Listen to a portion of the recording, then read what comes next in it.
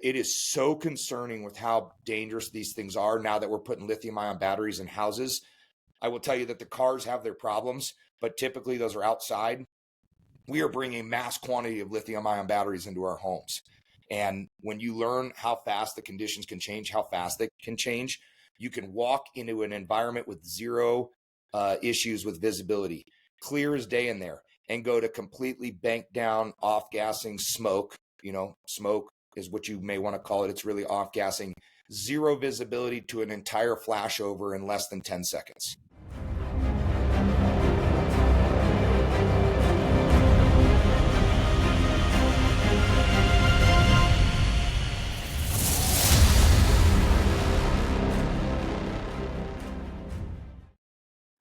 All right. Hey, welcome back, everybody. Relentless Rejects podcast. I'm bringing in another awesome kick-ass Colorado firefighter because that's a little submission that we have for the project or the podcast. Is just bringing in and sharing the story of like-minded individuals, especially out here in Colorado.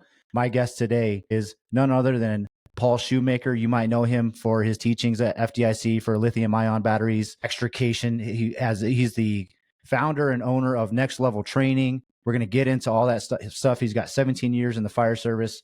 So without further ado, Paul, how you doing? Doing good, man. I'm excited to be on here. Thanks for having me.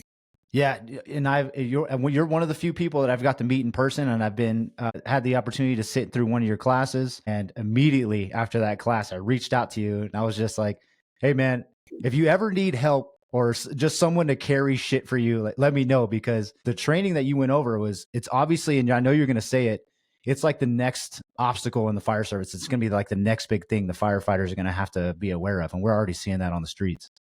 Yeah, it's been pretty challenging and at the same time a good adventure. It's been fun meeting people exactly like yourself. I mean, that is the end goal. So getting that experience way back in the day before I even knew you did any of this stuff. I know the podcast is new, but your old adventures you were doing.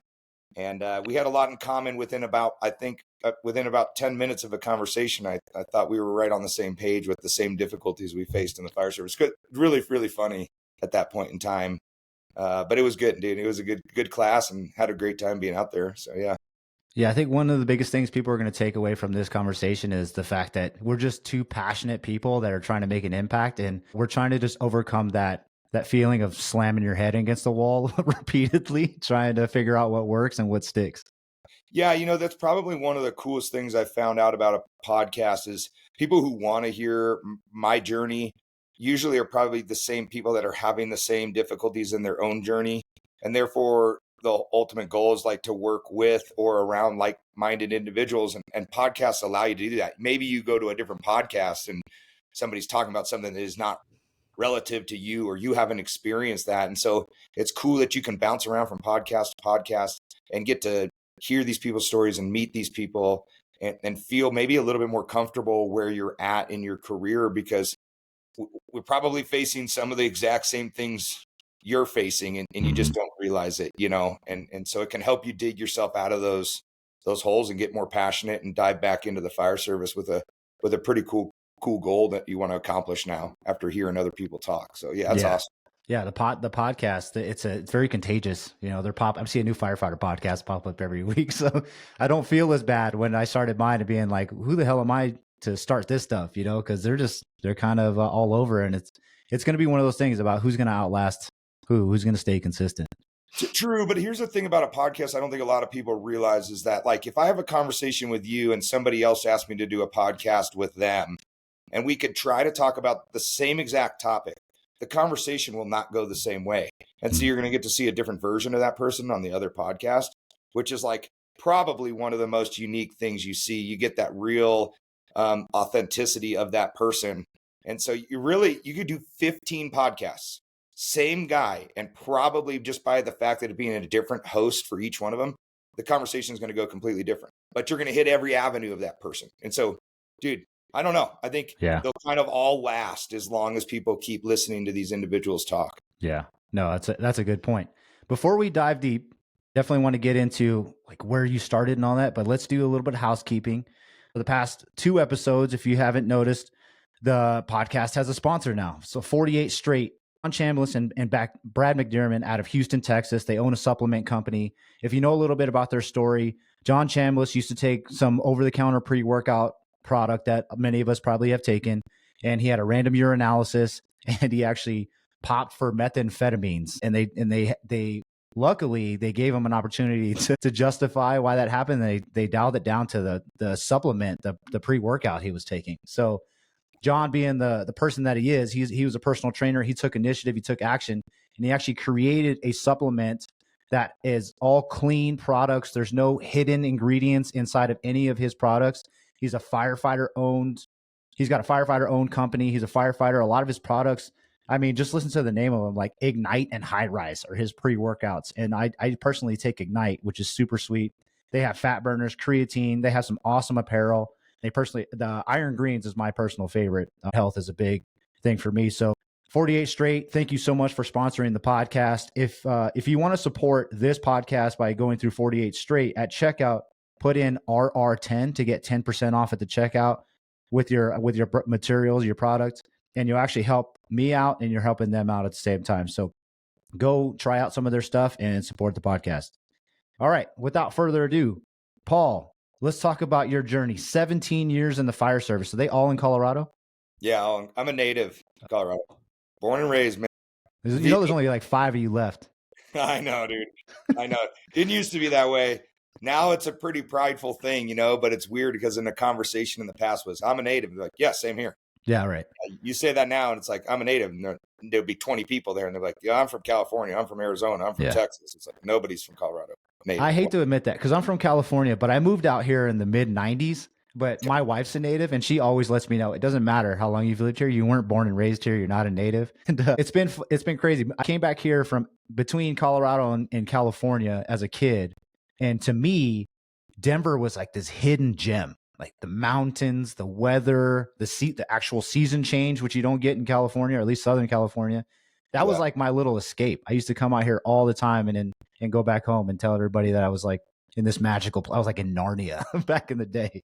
Well, I mean, I would agree with you. Traffic was less. The mountains were less taken over by people. You could go snowboarding. And, dude, it was a pretty peaceful, pleasant commute to wherever you were trying to get, like just in general, middle of the day, late in the day. Now it's chaotic. Yeah. It's large city stuff around here. It's completely changed for sure. Yeah, absolutely. I mean, still a great place to live, but it's one of those things where you got to get up at 4:30 in the morning to start trekking up to the mountains, and it still takes you over 2 hours to get a place that normally takes you 45 minutes to an hour, depending on where you're at. Yeah, dude, absolutely. And then you're gonna go wait in line all day long. So where you used to get maybe like 20 run or 20 chairlifts in a day, if not maybe more, you're down to like 10 chairlifts in a day, and you're waiting in line more than you're snowboarding sometimes. Yeah. You know what drives me crazy? Actually, it's not even the fact that there's more people going out and reaping the benefits of what Colorado has to offer. It's the people that live here and they don't go hiking, they don't mountain bike, they don't do anything, they don't ski. I'm like, why are you here? Like, go to Nebraska or something. I would agree with you 100%. I mean, they come out here and they want to talk about the beauty, but they don't like take in the beauty. No campers, right? They don't go camping. That is where Colorado's probably the prettiest, right? You could say that maybe Colorado's pretty in downtown Denver if you like big city stuff like tall high rises and things like that, and you find that like artistic. Not me. I'm more like get up there into the mountains. I want to see the stars, and I don't want to hear anybody kind of around me at all. That's where I take in the beauty of Colorado for sure. Oh, dude, the older I get, the less people I want to be around. I don't know if that's the older you get or the more you work in the fire service. Not because of the fire service. It's just because the calls you run, the people you're around, you want that zen, that peace of mind. Go somewhere and just get away from it. You're around it all day long. You're around people all day long, including you're in your firehouse. You got maybe, depending on double company, whatever, you might have 10, 12 people there. You're going running calls around a bunch of people. So like when you're off, the way I've kind of seen it is like, I just want to be quiet. I just want to chill and hang out, and literally take in the stars or whatever it might be up in the mountains. So get rid of that noise pollution, right? Yeah, totally. Yeah. Well, cool. Let's talk about your journey. How'd you end up, because I've talked to you, you like to nerd out on stuff. You could probably have been like some engineer or working for Tesla or SpaceX or something, because the student you are of whatever craft that you're in. But how did you end up in the fire service? So it started, really, there is no connection. Like, let's be real. I could give you that synopsis like, oh my God, I always wanted to be a firefighter. And I didn't really know about the fire service. I'm not going to give you that line. Like, I wanted to do this since I was a little kid. I will tell you that there were some things that connected me all back to it, like being in Boy Scouts and going down that pathway. But the reality was, growing up was just an ADHD kid, kind of struggled in school very often, not necessarily behavior, but test anxiety, dyslexia, ADHD, working through that process, kind of being a little bit rebellious. Unfortunately, I also had like a divorce in my family pretty early on. My parents got divorced when I was about 13. But working through that stuff, I ended up getting a job pretty early on, like around 13. I had a work permit. And my dad was huge into, like, I'm not going to lie to you here. My dad was fairly wealthy. He's a doctor, right? So you'd think I come from this like background where I'm like well taken care of. But my father was like, hey, here's the deal. I'd walk around the house with my socks on. He'd be like, cool, you need some new socks? I need the lawn mowed, and you need to do your laundry, and I need the downstairs clean. Like, and that's how I got rewarded with getting my socks that I wore holes in, you know? So like, he instilled this work ethic in me, but the work ethic, dude, just wouldn't correlate to like what I want to do. I would just work because I wanted to work. My dad told me that this is what we do. And so I would just have job after job after job. And I mean, I'm telling you, I would go from like literally changing tires to washing dishes to serving tables, not only at like a fine dining restaurant, to just the most horrible one. I worked at Dairy Queen. I worked at cell phone stores. I sold at 24-hour fitness. I was a personal trainer. I mean, you literally name it, I did it. And what I was noticing is I just not finding something that I'm really that good at, that I'm like, not only am I good at it, that I'm going to buy in on it and really, truly love it. And my dad started talking to me about the military, and it was kind of getting to the point where in my life, my dad's like, you either move out of my house or you can pay me $800 a month to live in my house, or you can say that you can't afford to live on your own. You're not going to pay me $800 a month. You can go to the military. And that was just what he told me. And I started looking into the military. And at that point in time, I thought to myself, like, honestly, man, I couldn't commit. I could not commit. I got nervous every time I would go in there, and I would get nervous. Like, dude, that's a large commitment. I'd walk out, tell myself I'm going to go think about it. But then I started to kind of learn a little bit about that behavior. Like, the military is kind of like a hard worker. Like, it's kind of disciplined. It's regulated. Like, man, that'd be really cool. And then at one point, it kind of clicked into my mind, like, what about the fire service? The fire service can do that too. I saw it in my hometown at the time being, which was Castle Rock. And I saw those guys. They used to make us do 24 hours of community service in high school. That was a graduating requirement, 24 hours of community service. And one of them was at the fire station. And so I was like, man, well, that's where I'm going to do my 24-hour service so I can get my diploma. And I did it and was like, wow, this is really cool. So when my dad had told me I got to get out of the house at 17, I started thinking about, like, in the fire department, I was doing 24 hours worth of community service. It started all tying in at this point in time. I'm like, well, I'm not going to go to the military. I'm going to go do what I did in community service. And I started to love it. And so through that process, like, man, this is kind of like a long drawn out process. Obviously, I got hired on as a volunteer, and I immediately bought into it. I mean, we're talking like, it's crazy to me that I can remember back the light switch feeling I had, where that became such a position or a job that I literally didn't want to leave. And it actually kind of messed me up a little bit, because when you come into a job that you're very, very passionate about and you just love it so much, I don't think people realize that how that comes off to the other people. But I was told this, and I know this now. I've learned a lot about myself through other people. Obviously, mistakes are what make you better. But one of the things I was told was, man, you come across like a know-it-all. You think you know everything. You think you act like you're a badass, would be some of the comments. And it's like, and I'm 1 year on the job as a volunteer, where I am not a badass at all, and I know legitimately nothing.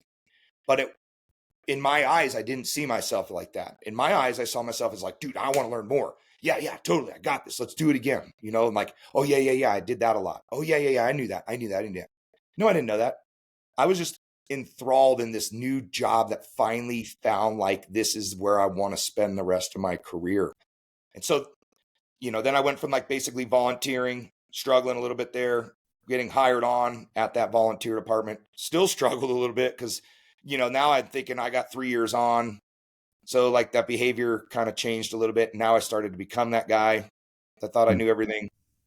And then, yeah, I ended up leaving that department after about 6-ish, 7 years, something like that. And then I got hired. Before we jump into that, I gotta ask you, like, how come you didn't want to go down the medical route? Oh, so just is that referencing the fact that my dad was a doctor? Is that why? Yeah. Was that a thing where you're like, no?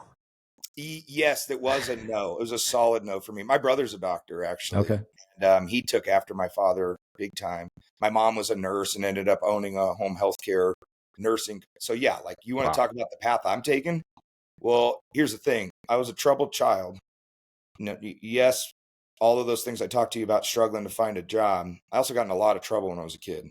I was not like my brother. I did not get straight A student or straight A's as a student. I was borderline getting expelled out of school pretty much my entire life. I fought a lot when I was a kid.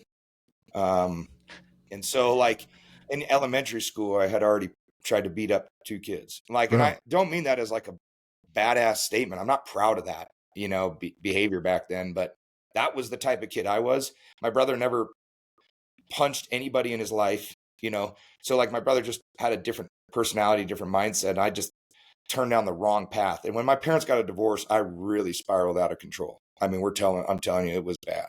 So, no, I wasn't that type of guy that could go to school, and I wasn't that type of guy that could commit that kind of time. I didn't want nothing to do with that type of stuff. No, you're perfect for the fire service, man. And I'm not, I don't mean to like laugh and smile so much while you're telling me this, but I feel like you're just telling me my life back to me. I was a scrappy kid getting in fights. I wasn't a good student. I almost dropped out of high school. I was just a dumb jock. And, yeah, it's just, I feel like you're telling me my life back to me. But I think that's the journey of a lot of firefighters is we're just blue collar people that have a work ethic, and we're just trying to find our way through because like college for a lot of us wasn't an option. The funny thing about the military though, I mean, when you were young and you were thinking about that commitment, such a big commitment, right? And you got 17 years into the fire service and you probably blinked and that 17 years has gone by. Totally. So I try to tell kids all the time when they're like, I don't want to go to the military because I had 4 years. Like, oh my God. I'm like, bro, like 4 years, you're not even going to hardly figure it out by the time you're discharging from the military. And then you can start all over, do whatever you want to do. Yeah, you're right. It still was scary at the time being because now I think I know a little bit different, right? Like, honestly, I've told people, like, I wouldn't do it now. I got 3 kids and a wife and a dog, obviously, a little puppy. You can't leave the dog. No, I can't leave that dog. But I honestly think to these days, because now I know I'm committed. Now I know once I put my mind on something, I'm like full in, dude, invested in things like this. I want to go back. I would go to the military today if it didn't affect my family, and I would want to go be a PJ. Like, I already know what I want to go do. I want to be a PJ.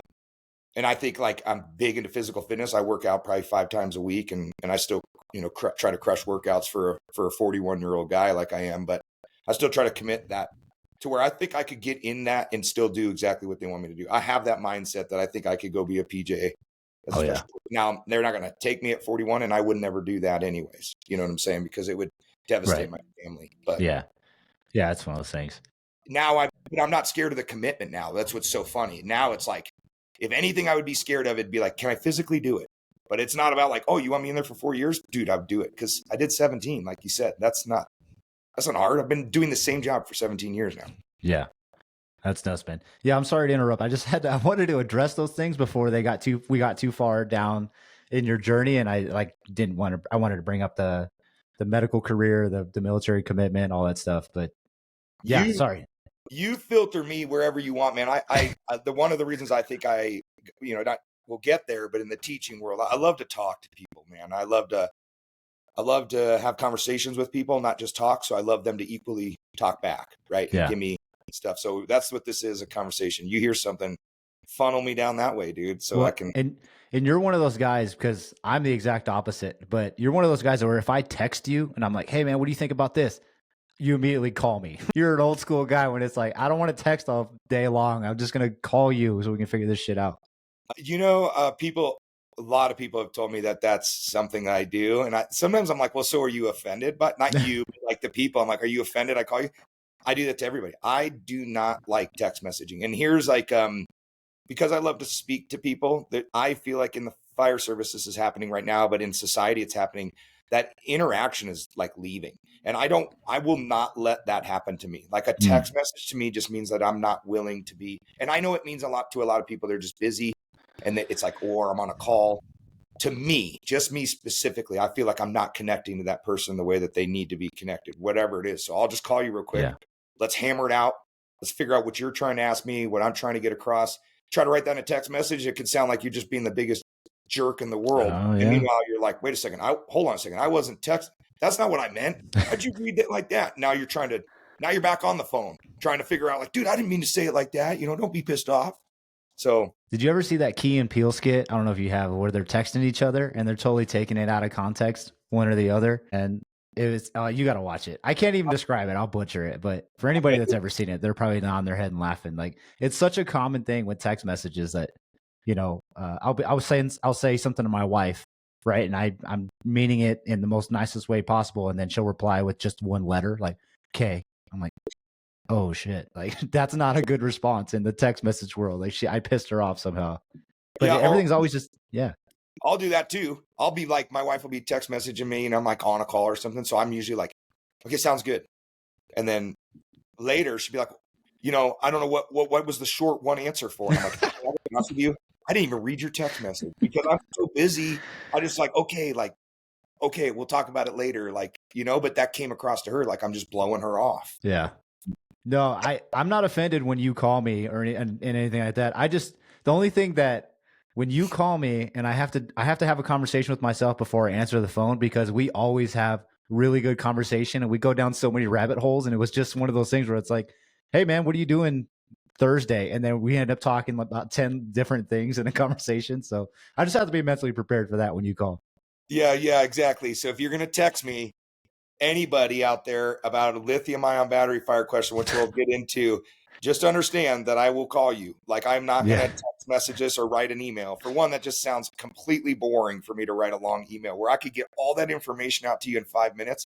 I'd have to spend 45 minutes writing that email out. So like, people will ask me to go teach a class all over and I immediately call that chief or I immediately call that captain. I'm like, hey, what's going on? And then I'm like, this Paul, you just sent me an email. And they're like, yeah. They're confused. I'm like, yeah, let's talk about this. What do you want me to teach? Where are you at? Like, I'm not going to, it's just such a better form of communication. Yeah. No, it's beautiful. You know who else has a hack is Rob Ramirez from Mayday Mindset. Yeah. I asked him something about a Rick Pack or something like that. And he sent me this like immediate, like within 30 seconds to a minute, just like this super long response. And I'm like, how the hell did you just type all that? And he's like, I have a bunch of notes on my phone that when people ask me questions, like I just dump all these thoughts into these notes. And then I just like copy it and paste it and send it to people because he gets so many of the same questions all the time. So I love it. Maybe I'll start doing that. I'll like save these and then I can do it like that. But then again, I still got to take away the beauty of a conversation. Yeah, we do. We got to have them. We got to stop looking in our phones and burying our face all day long. So, and call me old school, man. I know some guys maybe who listen to this like 20 years old and like, no way, dude. They text message like 100,000 words a minute. Like if I try to text message you a paragraph, it would take me fucking 6 days. So that's just the way. I'll tell you, being a military veteran, the majority of my veteran friends, we have conversations strictly through movie quotes. And there's no real conversation to be had. It's just 10 different movies that we just quote over and over again all day long. And that's basically how we communicate in the military. Or those like little, like, what do the people send the pictures with the GIFs or whatever they're called? Yeah. Oh, yeah. Those are hot right now. Dude, and you'll just see like, there'll be like a whole like run on of these things. It's just another one versus another one. And that is the conversation. Nobody's actually texting anything. You're just posting these little clips on there. And I've spent more time looking for gifts in a response than it could have just taken me to give a straight up answer. I've spent more time trying to find the right clip to send just for the shock value.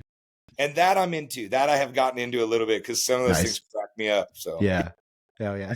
All right. So There's rabbit hole number one that we've obviously just destroyed going down just the career path that you've gotten to. So you've done 6 years at a volunteer fire department. And then is this where you start your next, where do you go from there?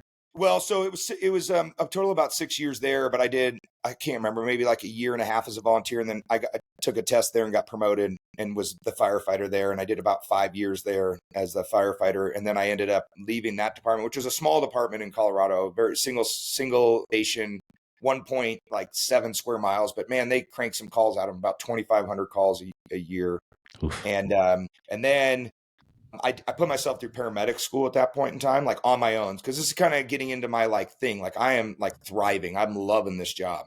And so I just went ahead and put myself through paramedic school on my own because I wanted to learn everything about the job, not to get me a job somewhere else. It was literally like, hey, if medicine is where we're going, I want to learn a little bit about medicine. I want to learn a little bit about being an engineer. I want to learn about being an off. I want to learn it all. And so I did that on my own time while I was at work. And working the schedule I worked, I would go to 24 hours there, go to school the rest of the time, and then do my clinicals on the other day. And eventually I got that, and I was able to lateral over to my new department where I work now, and I have been there for almost 10 years, and I love it there. And it's, for people that don't know, it's in the city of Aurora in Colorado. And I've been there ever since, and pretty much. Now, there was a little glimpse in my life that I kind of like, I like to talk about, but I don't know at what point we talk about it. But I did leave for a temporary amount of time. It was about 5 months in that 10 years. And there's just some things that go through my mind, like, and maybe people have these struggles, but I was having some issues with the family and being super tired at work, and kind of like needed to take a bigger look at myself at this point in my career, and this is just the fire side. We haven't got into the teaching side, but I basically, in order for me to keep my family happy and my wife happy, instead of taking a bigger look at myself, I ended up leaving that department and going to a smaller department, because I thought by me leaving and going somewhere else, it was going to make my life at home better. And that was going to satisfy what my wife was asking from me. And the reality behind all of this, not to get too deep into it, was actually like my own personal evil side of things that was happening mentally in my mind. And I couldn't see the bigger picture, which was, I just need to take care of myself. I need to understand myself. And through a little bit of help with, and I don't mind admitting this stuff, I went to a counselor. I still see a therapist. It's not because I'm weak. I actually thoroughly enjoy getting to talk to a counselor. And so I learned a lot about myself. And then I only did 5 months there because, to be honest with you, I did not like it one bit. They were some good dudes there, and I truly still believe that, really good dudes there. Just didn't like it. Wasn't for me. I left a department that's running 65,000 calls a year to a department that ran maybe 7. And I'm running on rigs that are running about 24 calls in 24 hours to a rig that runs maybe 3 calls in 24 hours. And I just wasn't ready for that. So I did leave 5 months, learn a lot about myself, and then City of Aurora was super cool and took me right back, and I've never looked back. Love being where I'm at, and learned a lot about myself, took a great journey down there. And yeah, man, that's where I'm at right now. Just chilling, loving my life there. Well, so I want to dig deep on that, because a lot of people that listen to this podcast, we've already agreed that they're like-minded individuals like us. We get frustrated when we want to make an impact, and we've already talked about this. We want to bring people with us, and we kind of get frustrated on those people not wanting to just get on board. Like, what's wrong with me? What's wrong with everybody else? Am I in the wrong place? Like, maybe I should go somewhere else. Maybe wherever I go, there's going to be a bunch of dialed in people that are going to want to do the things that I'm wanting to do now. And talk about that mental journey, and then like how you found out that the grass isn't always greener on the other side. Yeah. So, I mean, that is exactly where my mind was at, besides the stuff going on kind of at my family and just trying to better my family life. It was where I was at mentally, which started really bringing me down, was that I thought that I could bring everybody with me. So here's the deal. Like, let's backtrack a little bit about Next Level Extrication, which is now called Next Level Training Network / Next Level Extrication, because I want people to still remember who I am. But the reason it changed was I used to teach nothing but extrication, and then now I got into the lithium-ion batteries, and I teach a little bit of everything. But the real reason this changed is I'll get to it in a little bit here in a second. So as this company's evolving, and I'm starting to get out and teaching more and more and more, this was pre-leaving and going to that other department. And in my mind, I was thinking, like, I want to take this journey and teach as many people as I can. I love teaching. I really, truly do love teaching. I love seeing people be so, eye-opening when you teach them something new, but equally I love teaching because I learn so much from somebody. So me teaching a class is allowing me to get better. And so then in the end, it's kind of selfish. Like I almost teach so I can learn a little bit from whatever these guys are doing in this part of the neck of the woods. And then I come back to the firehouse and I'm learning more and more. Now I know how to throw a ladder different, or I'm going to pop a door differently. And it was because while I was teaching, someone said, "Hey, have you ever tried this?" And I'm like, dang, I really like that. So it's kind of a little bit selfish. But then I love that so much that like when I would come back to work, I looked at things that like, there's two people, right? There's the people that want to take the right path and there's people that want to take the left path.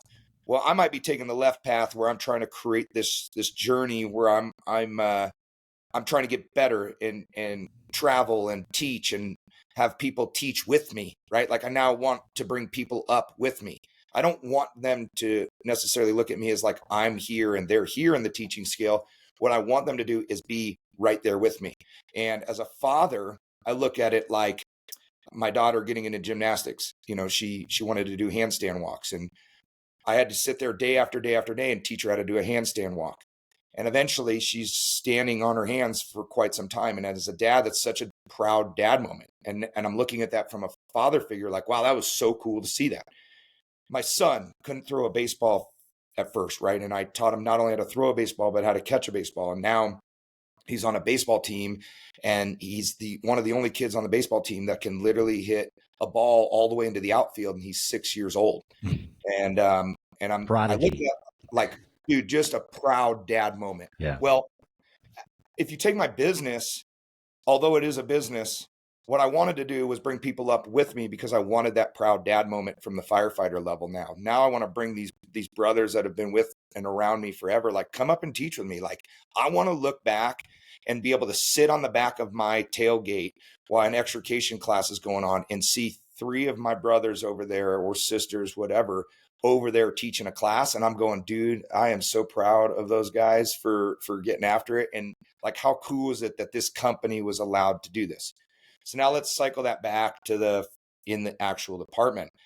I equally had some people that were kind of resistant towards that, and they kept going down that right path. And all I wanted to do was bring everybody with me. I wanted to I don't know, man. It's like, I wanted that big hug, that big family hug, right? Like we're all going this way. Let's go this way.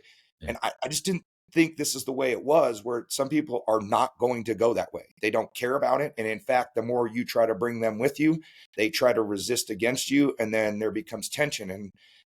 And then you're trying to like think in your mind, am I not doing something right here? Like, what have I done to make all these people not want to be with me and go this pathway? Like to the point to where there's been some stuff where people created other businesses just to separate from me and go do their own thing. And it's like, well, why would you do that? I already have stuff set up. Like, why don't we do this together? And I'm thinking it's me. I'm just I'm screwing up. I can't get all these people to follow with me. Well, I couldn't figure that out in my brain. And so what happened is it just kind of put me in a downward spiral of being so negative. Like I didn't like the job. I didn't like the department. I didn't like how I was being treated. And I would come in disgruntled every single morning because now I'm like frustrated that like, what are we doing around here? And I started becoming negative, and that's when I didn't take the bigger look at myself. And so then what I do, I turn them into excuses. And when I turn them into excuses, I then turn those excuses into things back at home where I'm making excuses for my behavior at home, and work excuses, family excuses. And it was a spiral where it got to the point where my wife was just kind of like, you need to do something and you need to leave. You need to go do something different. This is like not working for you. I don't want to be around you like this. And it was like, you're right. It is. It's this dang department. This department won't take care of me. No, it didn't have nothing to do with the department, but I'm not at that point of being able to recognize that. So I'm like, yep, move.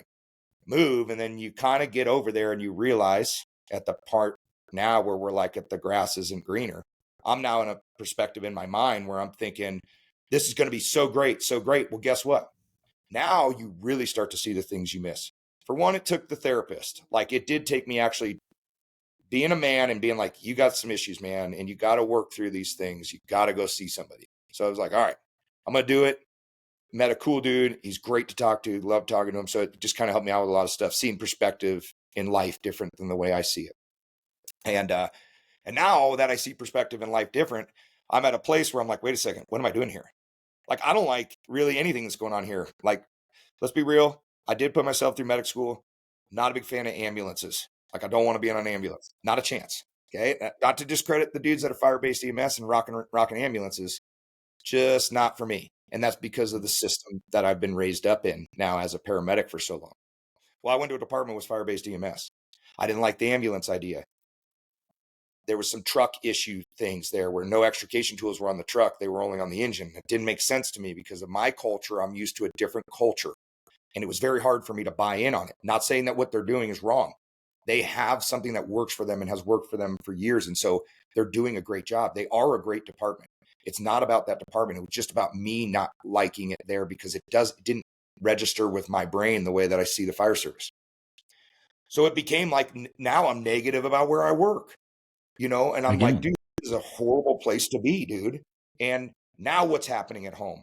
Now I'm bitter back at home again. And so, yeah, that was kind of my journey. And then, yeah, definitely recognized it pretty quick within 5 months that I got to get out of there. And I need to get back to my department and be where I need to be. And got back in there and took a better look at myself. And dude, I love it now. I mean, I love a lot about it. Now, let me add to that. When I came back, what's crazy about coming back is, man, I changed completely. Like my mindset has changed. Now you can take that right pathway if you want.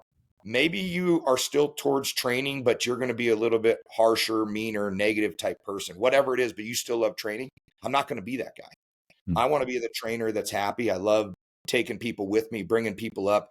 Just like, I hate to say it, dude. I'm not trying to say it's all butterflies and hugs, but I am saying, like, when it comes to that side of thing, dude, I want to go to a conference and go teach at a conference where all of the firefighters meet up afterwards, including the instructors, and everybody is having a great conversation.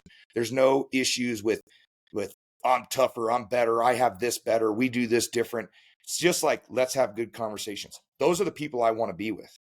And I'm okay now with those people that don't want to come with me, that want to continue to talk shit about me or be negative towards what I'm trying to do. I'm okay with them going somewhere else. And in fact, I don't talk to half those people anymore by choice. I now can see the bigger picture here.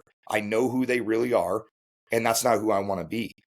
Oddly enough, now that I've come back, I've got to work with some people that I was shocked were somewhat of a supporter of me and having good conversations with me. And we talked about it earlier, but I have one that sticks in my mind. It's a lieutenant that I recently was working with at a station that we have in the city. And I was as the acting officer on another shift.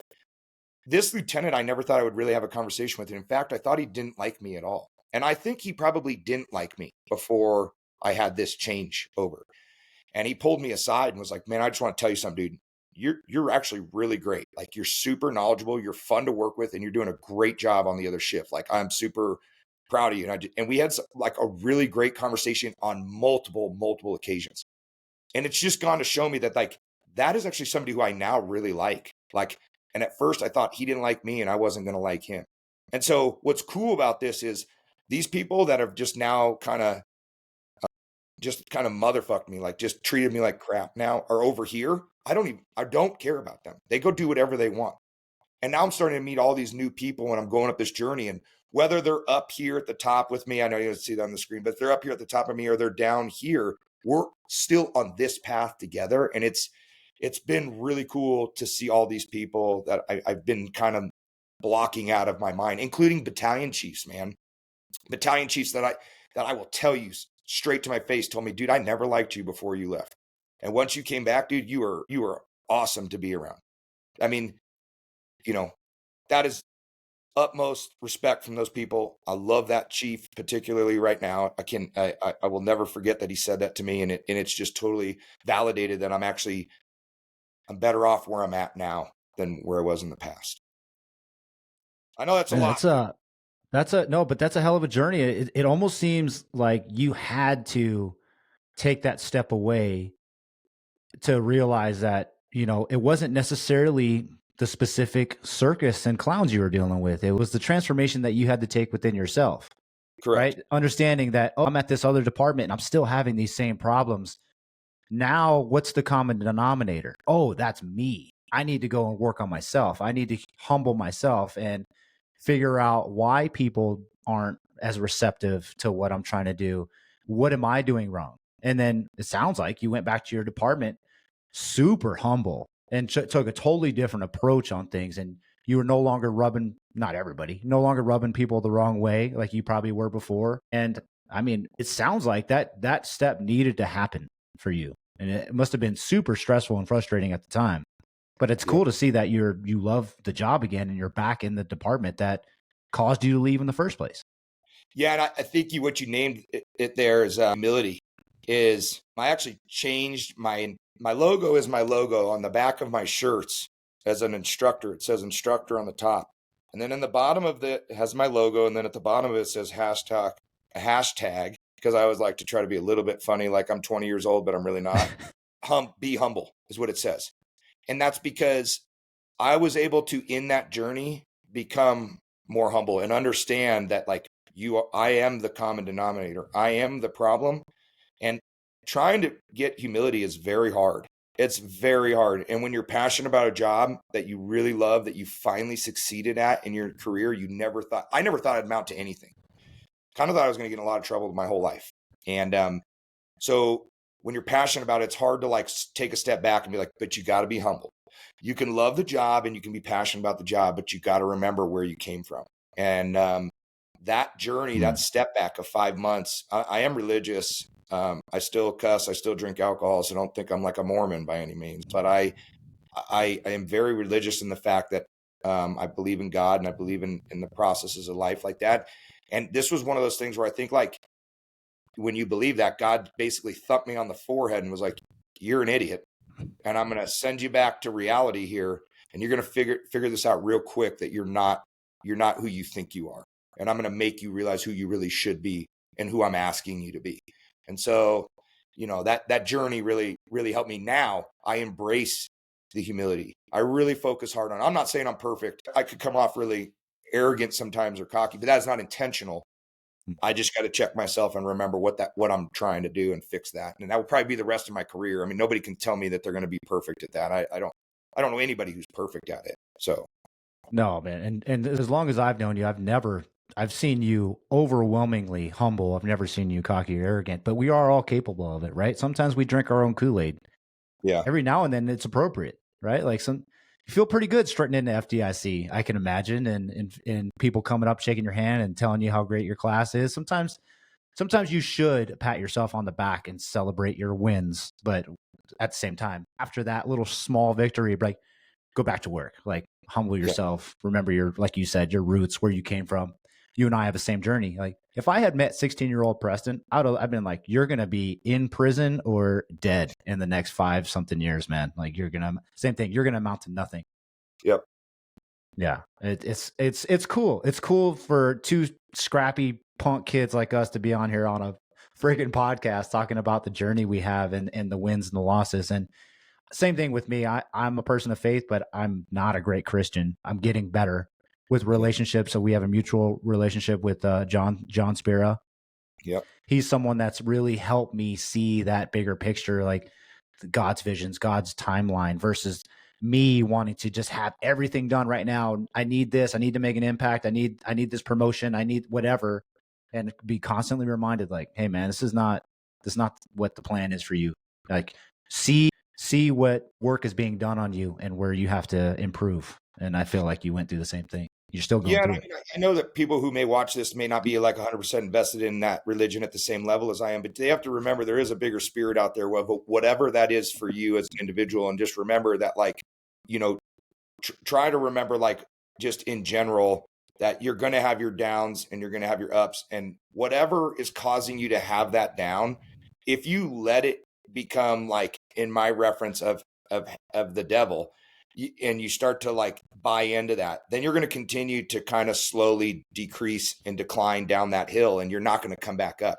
If you look at it as like it's a step in a direction that's trying to make me better, and when the time is right, it will be right, and move on and forget about that. then good things will come around you. As much as I'm religious, I also believe about like the whole positivity of that positive aura that's out there. It's crazy when you're super positive, like all of a sudden everything good is happening around you. Like it's the weirdest thing, dude. Like everything is good. All of a sudden, even like me getting classes scheduled, I'll be like, man, nobody's booking a class right now. Like, and I'm like, well, what's going on? Did I do something wrong? And I'll start getting in my head a little bit. I'm like, what am I doing? Like, what do I care about if someone books a class with me? Like, chill out. It will happen if it happens, and just be positive about stuff. Like, don't try to look at the negative. Next thing you know, 15 emails come through, right? This snowboard, it's funny. I mentioned this snowboard to you earlier. I won this snowboard in a raffle, and there was hundreds and hundreds of people that put in for this raffle. I mean, thousands, right? And this was a time where I'm like, just having a good time, like positive, everything positive. I don't win anything really. But everything was clicking, and it was like, man, one thing after another. Next thing I know, we're like hanging out, and all of a sudden they drew one tag, one ticket, and it was my ticket. And it was like, I won. And I'm standing with other friends from my firehouse, and they go, or go figure, you win. You're always so lucky, dude. You win everything. And what clicked in my mind there was they look at me as I win everything. But there's times recently where I don't feel that way at all. So the perception you put on yourself, it can really take you down. But what you don't realize is what the perception is around you, what everybody else sees. And that is that they think you are winning. And if you believe you're winning, then even though you may not have got that promotion, or even though you may not have got the seat you wanted, like right now is not your time for that seat, but that seat will come to you. And there is a better and a more of a direction than what you have control over. There's something bigger out there, whether you believe in God or you believe in that second, spirit up there, whatever it is. There is reasons why things happen. They all happen for the right reason, as long as you let that happen for the right reason. So that is how I believe. I think it's funny though when people say to someone like you, especially with your work ethic, they're like, "Oh, it must be nice. You're so lucky. You win all the time." Like, you've done nothing, and all these things keep coming to you. It's, wow. Have you seen the work that I've put in, or you yourself have put in, to get into the circles, to get those emails, to get those phone calls? Like, you've busted your ass to get where you're at, right? Yeah, and I agree with you. I think that old me let that bother me a lot, because old me before I left and then had that little breakup in my life there, I really let that affect me.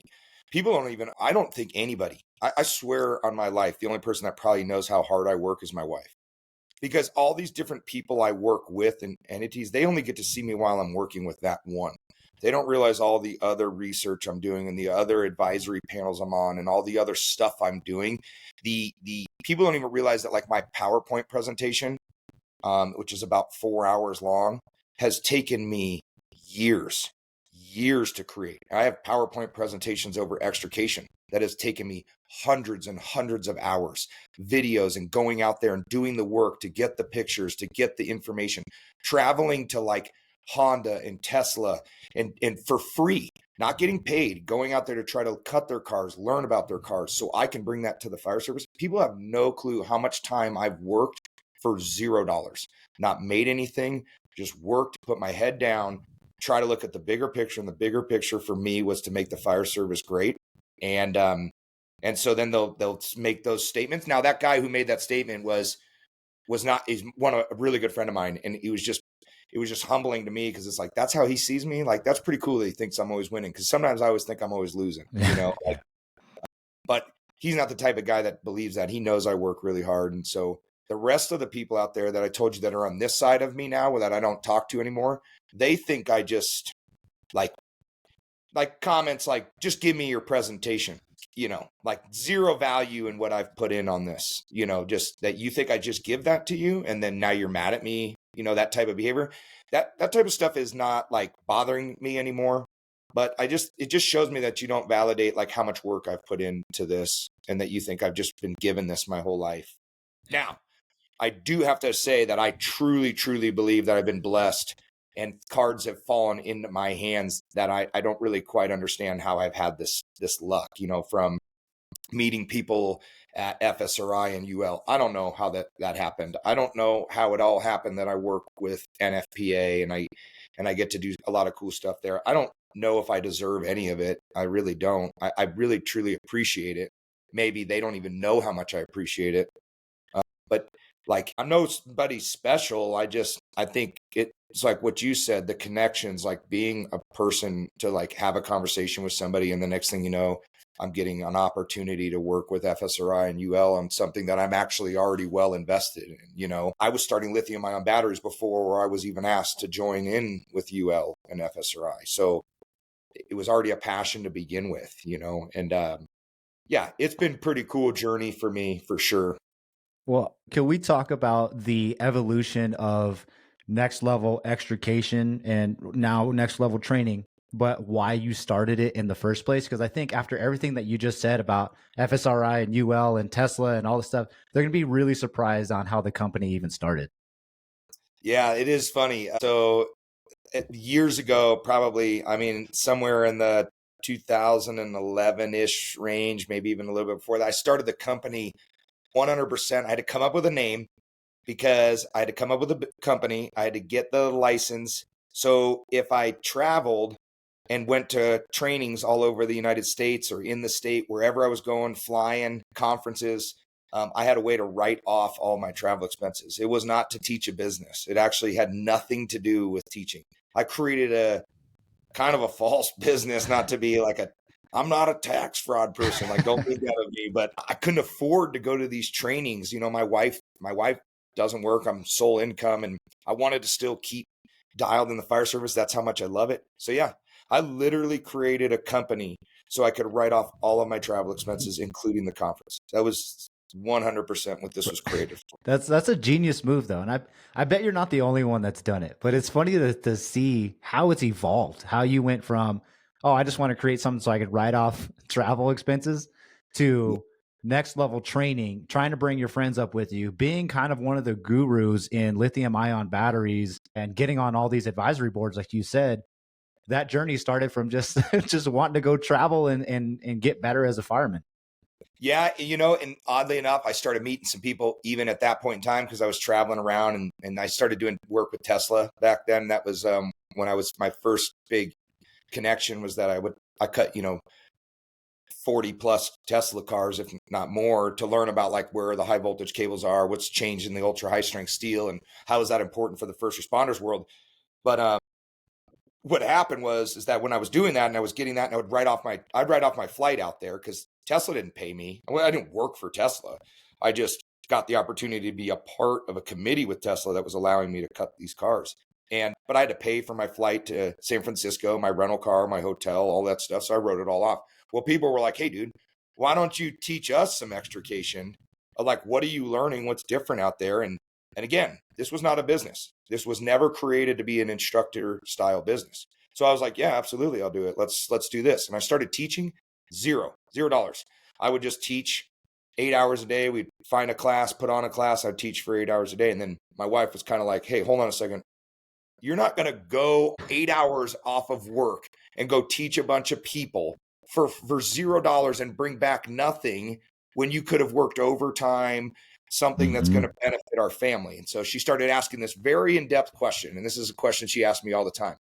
How does it benefit you, and how does it benefit our family? And that's like what she always makes me because I do work so hard. Humbly, I work so hard that sometimes I overwhelm myself with too many things, right? Like my plate is so full. And so she'll be like, okay, slow down. How does it benefit you, and how does it benefit the family? Well, one of those conversations was, you can't do that anymore. I was like, all right, sweet. Well, I felt so bad charging people. Like, this is literally my life. And I was like, I can't charge people for this. I've been lucky enough to go to cut all these Teslas. So how can I charge people for this? So dang it. So I started charging people $250 for 8 hours a day. Well, that didn't last very long either, you know, before she's like, what? $250? Like, come on. I mean, a gallon of milk's $10 now, you know, not really. And yeah, man, that was kind of my life, you know, and then it ever evolved, and it started getting more and more and more. And so then, yeah, and then people started asking me to teach all over the place. I mean, I was traveling everywhere. I teach a very large extrication class here in Colorado of about 110 students with some of the best instructors from across the state of Colorado. And for anybody who's interested, it's called Arvada Auto X. It's a phenomenal extrication class. And I was heavily involved with that, and it's just slowly progressed. And I knew that when I was teaching stuff about Tesla that there was a bigger problem. I just never really brought it up. And it was the lithium ion batteries. We were still trying to find high voltage cables, ultra high strength steel. And that, yeah, man, that transition from a combustible motor to the lithium ion batteries that are in that car, I just knew it was going to be a problem. And so I started looking into it, like, what happens if these things get ripped open? And then I started finding out about what lithium does. Lithium's different than lithium ion. Lithium reacts to water. Lithium ions do not react to water. And so there's a lot of chemistry there. And I'm not a geeked out dude, like, for as much as people may think. Do I get vested like big time? But dude, I listen to what some of these people say at like UL and FSRI, and I'm like, wow, that is over my head. But I will then correlate, like, how does that transition to the fire service? So like, even back when this first started, that's what I was doing. I was taking all this research, listening to stuff, going on like lithium podcasts, talking about lithium and how it reacts. And I'm like, man, and then learning about lithium ion, learning about all this stuff. And then next thing I know, I started working with NFPA and FSRI. And then, yeah, now I'm around guys that are like heavily involved with it, way above my scale, way above my level. I'm just advisory, on an advisory board where I just kind of sit in there as a firefighter and give them my 2 cents every once in a while. But yeah, man, it's been a crazy journey, and I don't know if I deserve it, but I do think that I have worked very hard, but no, I don't know, man. I don't know why I'm where I am, and I definitely don't take it lightly, and I definitely don't think I deserve it. So it kind of hurts a little bit to bounce back when people think that I'm just lucky, or Yeah. Well, and that's why I wanted to acknowledge that for you, man, because your work ethic is higher than most, and it started before you were even in the fire service. When you're talking about changing tires to washing dishes to do everything in the service industry, you basically been in the service industry your whole life, even before you were an adult. So I don't know if I should give credit to your dad, but it sounds like he's that person that's instilled that very early on, that you had to work and earn everything, and he just created a freaking monster of someone that's a very adept and passionate about whatever they put their mind to.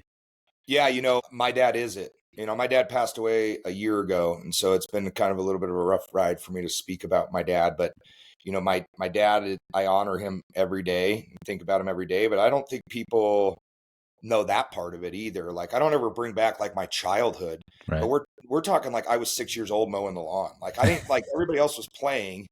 And my dad would be like, yeah, it's Sunday, time to mow the lawn. But my dad equally knew the boundaries of like work hard and have fun. Right. So then during our football games, because I love the Denver Broncos. Hint, hint. Sorry for all you people out there, but they're going to make it to the playoffs this year with Bo Nix. But yeah, like, there's some Chiefs fans that just turned this off, by the way. Oh, yeah. They're probably laughing is what they're doing. Like, they know where they're at. They know they're going for a 3-peat. So, yeah, my dad would take me out, and on half times during the Broncos game, we'd throw football. So my dad wasn't like a hard chart. He knew that balance, and that's what taught me a lot about life balance with my family now, my kids now, and my work. And I really work 24/7 because if I'm not doing the next level training network, I'm at work at Aurora. If I'm not at work at Aurora, I'm talking to my kids. Sometimes I'm multitasking where I'm doing next level training network and at my kids' baseball game. So like, I'm doing a lot of stuff. But yeah, I mean, it's my dad is definitely the person for me that taught me that from when I was 6 years old mowing the lawn till at 13 years old. He's the one that signed the work permit. My first job ever at 13, I was a dishwasher for a restaurant called The South in downtown Denver. And I'm like a 13-year-old kid. My dad's dropping me off to go wash dishes. And yeah, it just never stopped. And that never looked back at that's what we're supposed to do, is just work, man. Bro, fun fact, it's my daughter's 1-year-old birthday today. I'm gonna go pick her up later, but I'm already trying to figure out ways to put her ass to work because like sounded like you started early, so I gotta figure out some chores for her to do. Maybe I'll just like put a Swiffer pad underneath her while she crawls around the house.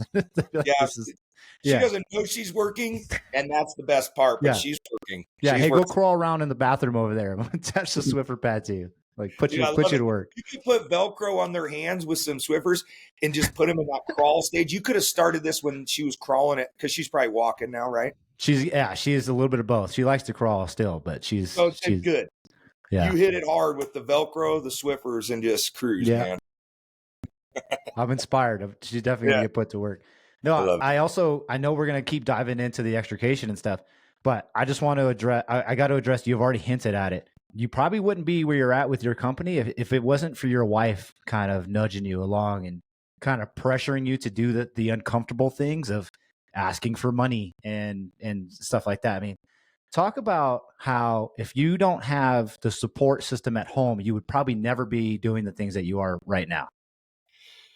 Yeah, I mean, well, for one, it's difficult because all the benefits I've talked to you about this pluses in my life, like all the good stuff that's happening. One of the negative things that I have found in my life that comes with a hard work ethic is you tend to leave people out when you don't realize the bigger picture, like of who's really there supporting you. Because I'm so busy. I mean, my mind right now is thinking about 15 more things I need to do when we get off this podcast. And that's just the way my brain works, right? Like I always have to bring my brain back down to where I am now, like constantly 24/7. I'm always trying to rewind, don't go forward.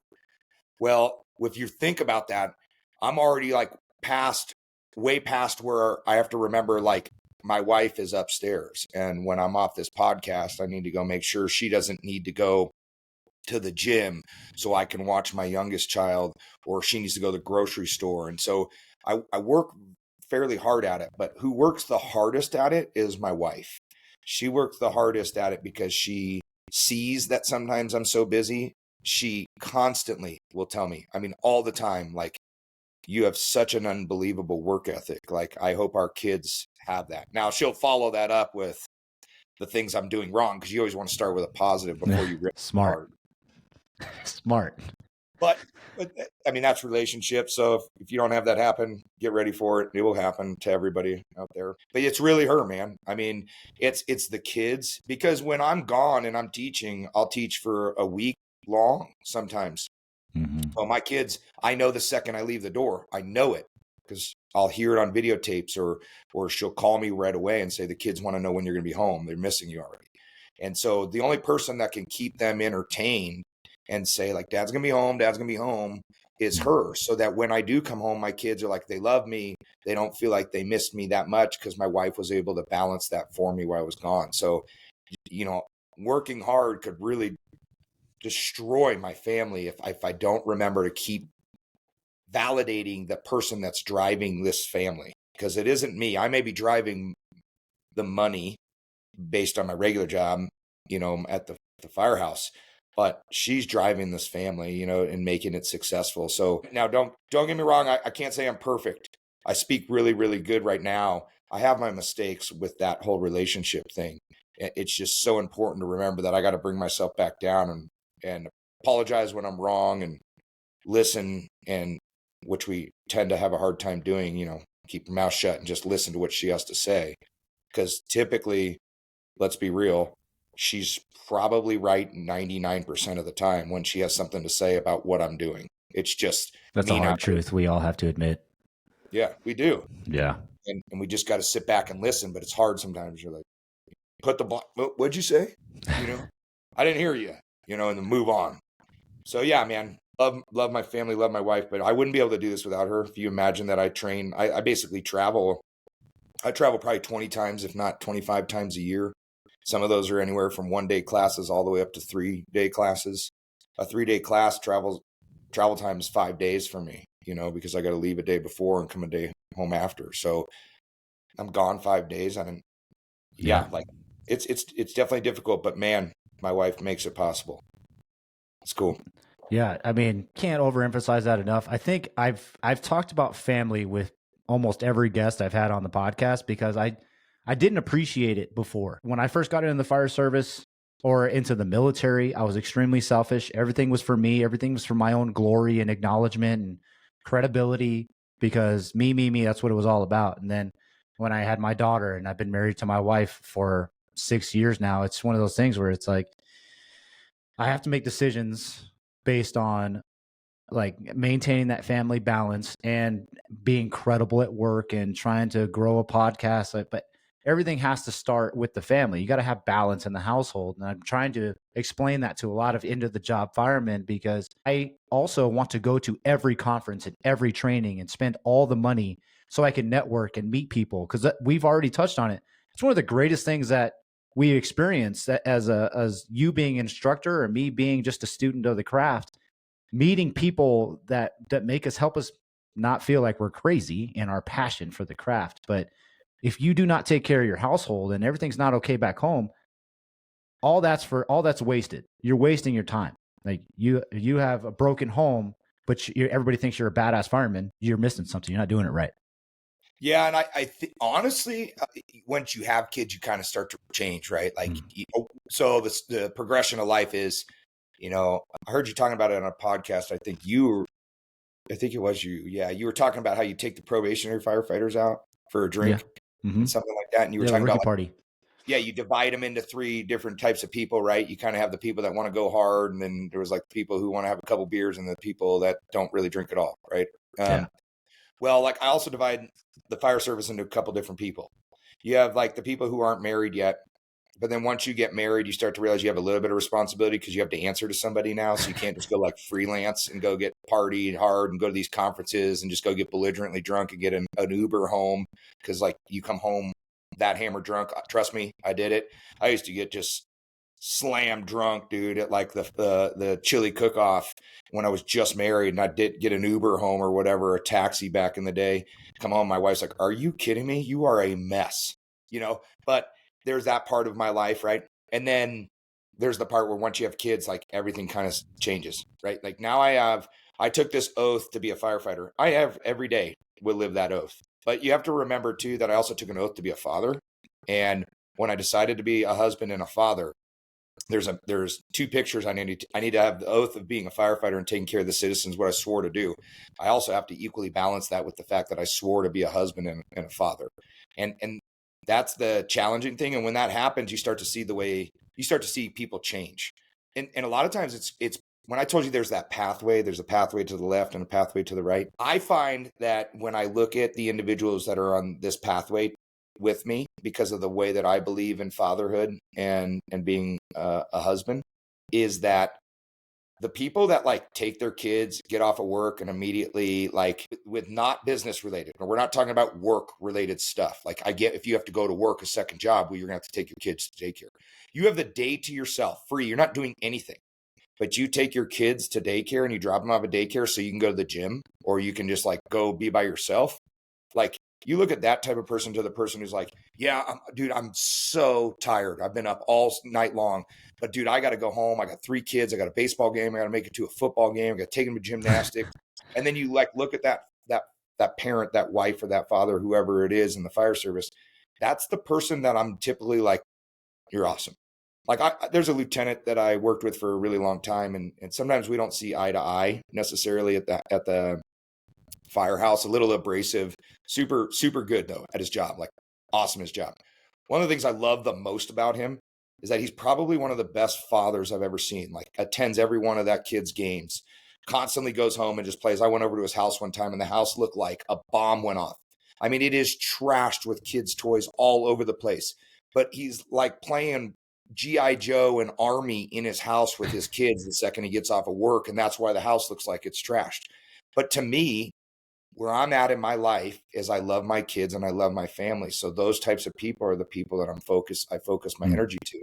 And those are all equally the same people that I would love to take with me on that pathway of like teaching and getting out there in the world, because like, it's so cool to see how they act at home, but we have a lot more in common now. And I don't know if that makes sense. Maybe that doesn't register in a lot of people's minds. I'm not saying the people on the right side are not good people and it means nothing. It just means that they may be single with no wife. They're not looking where I'm looking is all I'm saying. They're not going where I'm. Eventually they may come that way. But right now they're over here and I'm over here. Even though I would love to have them come with me, I understand that they don't want to right now. So therefore in the past, I used to be like, no, dude, come on.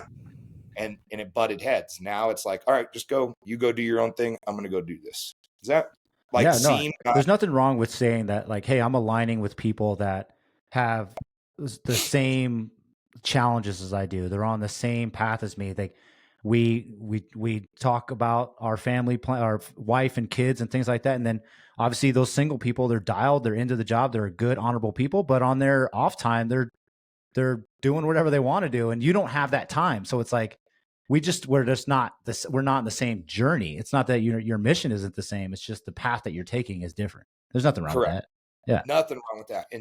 But in the past, I used to always want to bring, that's the stuff. I always want to be like, no, dude, come with me. And they're like, dude, we're not doing that. I'm going to golf and I'm going to go get hammered. I'm like, well, I can't golf, dude. I can't do that. I got to go home to my kids. Don't you want to you want to go to a kid's baseball game? Let's go to the Rockies game and we can bring our kids. Like, I can't do that. They don't have kids, Yeah. That's the type of stuff. The hardest thing for me that my wife had to pull me out of when I first got married was I couldn't keep following the party. I was like, hey, I got to go to every rookie party. We're going to opening day and we're going to get hammered and then maybe end up at a strip club or something like that. And I was doing that for the first couple of years of my marriage. And as much as my wife hated it, she felt that it was kind of necessary for me to figure that out on my own. And eventually I did. But now today, like looking back on everything, like you won't catch me in a room by myself with a female. I'll try not to be in another vehicle by myself with a female just because I want to honor my wife so much that because all the extra stuff that I'm doing, trying to go to conferences, trying to better myself, I want to take that off of her shoulders of worrying that I'm going to a conference, say Pensacola, Florida on the beach, and I'm drinking freaking umbrella alcohol drinks with some chick on the beach. Like I take that off her plate. Like she doesn't have to worry about that. And I think that's what you mean by like, I'm surrounding myself with these people because we have the same challenges of that versus a single guy that can go sit on the beach with the ladies and have a good time. But I can't be with you when you're doing that. Yeah, I agree with you there. That's a hard no for me. To be honest with you, I laughed when you said strip club, dude. I've never probably even really been to. I think I might have been to a strip club twice in my life. Wasn't not a big fan of it. I'm kind of a cheap dude. Like I don't want to spend any money. And if you think that you can just dance and get some dollar bills from me, not happening.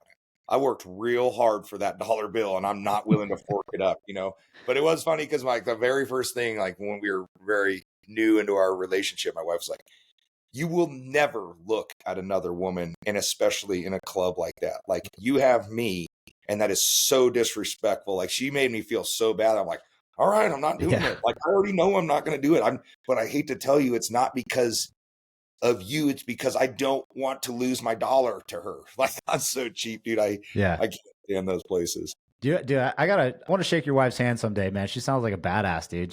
She draws the line where it's appropriate. It sounds like.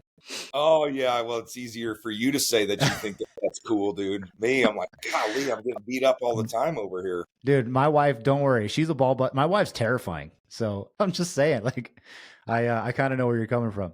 Yeah, but let's bring it back into the fire stuff, dude.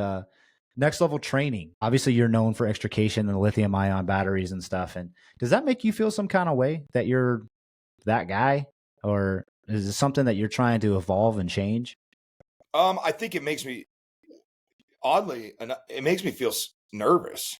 I mean, there's a lot of people who think that I have a lot of answers for stuff. And when I teach my classes, kind of one of the things I set in stone right away is I have a lot of information and zero answers. Now that sounds like, well, what the hell am I going to sit in a class for 4 hours if you have no answers? But I have always believed in being the guy that if I'm going to be an instructor and I'm going to be in front of people, that if they ask me a question and I don't know it, I don't make anything up. I tell them right away I don't know it. I don't need to act like I know everything. I will say, dude, that's a really good answer. I actually don't know the answer to that, though. Or good question. I don't know the answer to that. But I will find it out for you if it's something that I have access to, and I'll email you that answer. But it's still nerve-wracking because people are sitting in front of me in excess of FDIC last year. I had 400 and I think 28 firefighters sitting in my class. And sure, maybe some people don't believe in what I'm doing. You're always going to have those people. But a lot of those people wrote reviews on me. I had over 98 different reviews, and the reviews were like, man, humbly, it was like the best class I've ever seen. I couldn't believe that you're very well presented and all this stuff. And I appreciate all those things, but that doesn't make it easier for me the next time I go. I still feel nervous that somebody's willing to take time out of their day to listen to me. And I better be good at presenting this stuff and give them the best information I have right now, because I want it to impact their life, either to save their life or to slow them down, to prevent injury or whatever it might be. And so I think more than people realize, teaching is not easy. Teaching is very hard, and there is a ton of responsibility on that. The not easy part of that is it's tiring. The not easy part of that is staying in front of people and keeping them involved in what you have to teach. If you told me I was going to go sit in a 4-hour PowerPoint presentation and I told you it was over lithium-ion batteries, I'm pretty sure every single one of us would be like, I am not going to go listen to some person talk to me about the scientific background on how a battery burns. Well, guess what? I had to sit for hundreds and hundreds of hours and figure out how am I going to teach to somebody as if you were a firefighter in the back seat of the truck with me and we're just driving down the road. No, I'm not saying I use vulgar language, but I'm not going to change the way that I speak to people because I'm up front now and I have the front of the classroom. If I'm speaking to somebody and I drop a curse word, it's not because I think I'm cool. I'm dropping that curse word because that's how I talk. And I'm no different than you sitting in that classroom. I'm the same guy sitting in that classroom. What I want you to do is not waste your 4 hours in this classroom. I want you to be engaged and entertained the whole time to where in the end of the 4 hours, you actually listened and retained that information. You can go hire somebody right now to be an engineer and come out and explain to you about how lithium-ion batteries. That's not going to correlate to the fire behavior we see in a structure. Guess what? I've been in the structure fire. I know where we're at. I've seen it, felt it. So now let me tell you what I see with the behavior of a lithium-ion battery and how this is going to confuse us or cause us to get injured when we do the tactics that we do fighting a fire. And that's where this PowerPoint becomes interactive. But that's very hard to do. It's very tiring to try to entertain somebody for 4 hours. And a lot of times I'll take a 30-minute break because a bunch of people will ask questions and then the next group comes. So now that we start at 1 o'clock and I'm back at it for another 4-hour session. So you think for 8 hours, I got to talk and not saying that's hard, right? Everybody who knows me out there knows I talk a lot. Get it. But it's a lot harder when you have to talk to a bunch of people you don't know, you've never met. And I need to be enthusiastic the entire time because they paid money for me to come there. And it's not about the money, but they paid for professionalism and they paid for information. And so trying to balance that act of that is so difficult and challenging and nerve wracking that they expect that much out of you, That's a big deal though. And like I said, I've actually sat through that class and you had all for the most of the time, we were on the edge of our seats. And I'm sure you know which video I'm talking about, but like one with like the garage door blowing off with Mountain View Fire and the Jeep and the thing that people still talk about how we're going to deal with something like that, or like the laminated windows on Teslas and all this other crap. Like, you do a really good job. And the fact that you care so much about the people that are receiving your information, I think is what makes your lectures so impactful. Yeah. Yeah. Honestly, dude, the reality is if I won millions of dollars tomorrow in the lottery and I didn't need any dollars at all anymore, I would teach this in a heartbeat. It is a passion. It's not about the business. It never was. And I always try to, when I start my class, a lot of times I tell people how this business kind of was founded because I want them to understand it has nothing to do about being a business to me. I do have to make money because I have 3 kids, a wife and a dog. Yeah. And a lot of bills to pay and my wife doesn't work. Well, she works. She works as a stay-at-home mom, which is way harder than what I do. But 3 kids and a puppy. Yes. And the puppy's only 16 weeks old. So. Oof. But, but yeah, like I would do it for free because I am passionate about it. And one of the best things that has happened in my career is when this presentation, probably even when I taught for you guys, which wasn't that long ago, it was probably a year ago now. Yeah. Roughly. So much more information has come out. And when I first started and I look back how this presentation went, it was not like the greatest, but it had some information, but it was like an hour and a half long. Then it went to 2.5 hours. Then it went to 3. And now it's at 4. And even in 4, I can't get it all out there in time. And people who have recently taken my class, they know like, holy cow, dude, that is a lot of information. Well, I strive on this. My favorite thing about teaching is learning from other people. It is my favorite thing. It is the number one reason selfishly that I love to be now an instructor is that I get to teach people something. It gets their brains thinking. And next thing you know, they go, hey, have you ever thought of this? Or have you ever done this? Or you should try this, or you should try that. And it makes me such a better firefighter, not only to be an instructor, but then I get to take some things that had nothing to do with this class back to the firehouse. And now I can try that in a real evolution. And so knowing that when I teach these classes and it started at 1 hour and a half or 2 hours. What's creating it to get longer is not necessarily 100% research stuff from FSRI or UL or any of that. I'm learning from real people on the streets who are saying, listen, this happened to us. Check this video out. Look at this picture.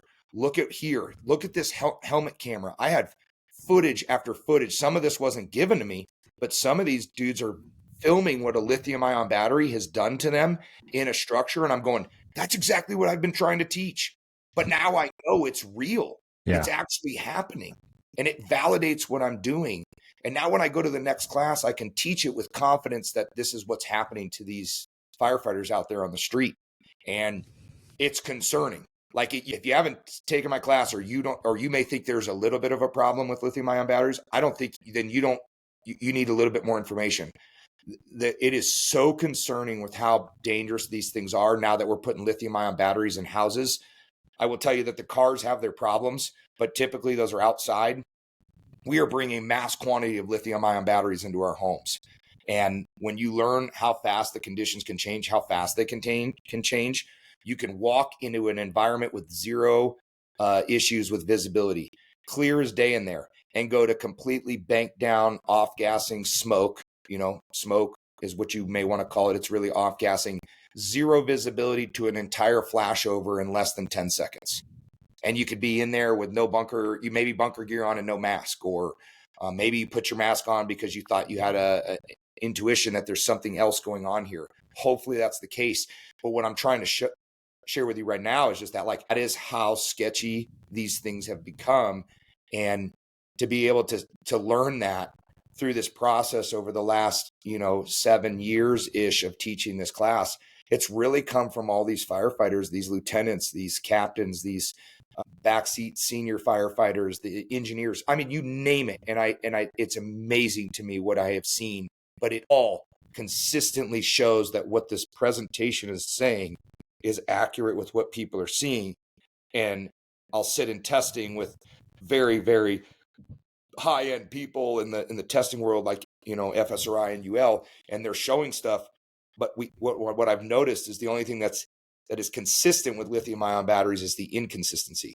Now, you can't really replicate what some of these guys are being faced with. And I want to basically train people on what would be the worst thing that could happen to you. And as long as you know what the worst thing is and you train for the worst thing, then everything else is easy, right? Yeah. Nowadays, anybody here ever bunk up? And I know I'm getting off topic a little bit. I'm getting a little bit of the class, but I'm just giving you some thoughts in your minds. Anybody here ever bunk up for an odor investigation where you're completely on air if you have something in the realm of less than 35 parts per million or less than 7% of the LEL of an explosive limit? You may put your bunker gear on. You may have your mask dangling. You got your air pack on, hopefully. You could be in the house investigating what's going on. That's the problem, because that's the way that these things are acting. And there's an evolution out there that is a real live incident where this happened to a firefighter, and they inhaled a significant amount of this gas, and it's so toxic to them. Luckily, they got out before it exploded. But that's the type of stuff where we talk about, if the fire service is going to change and I'm being given information, then what is my goal?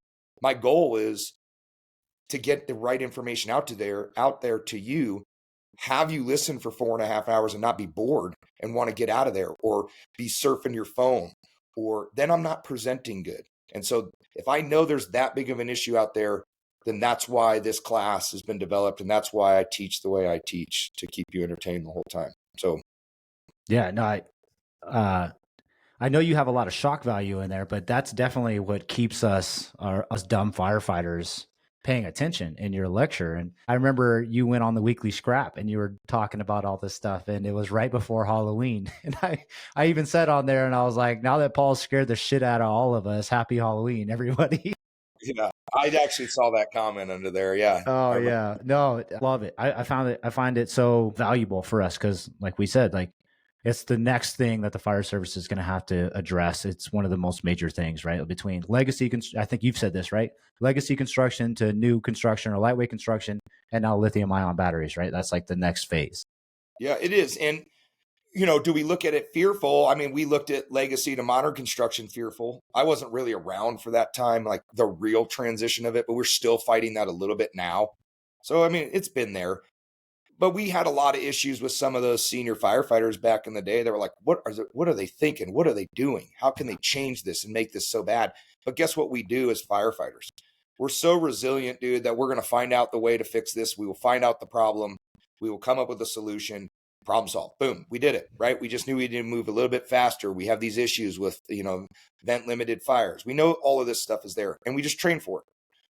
The issue with the lithium-ion batteries is it's being pushed out at a very, very high rate compared to the transition from legacy over to modern. That doesn't just like a light switch.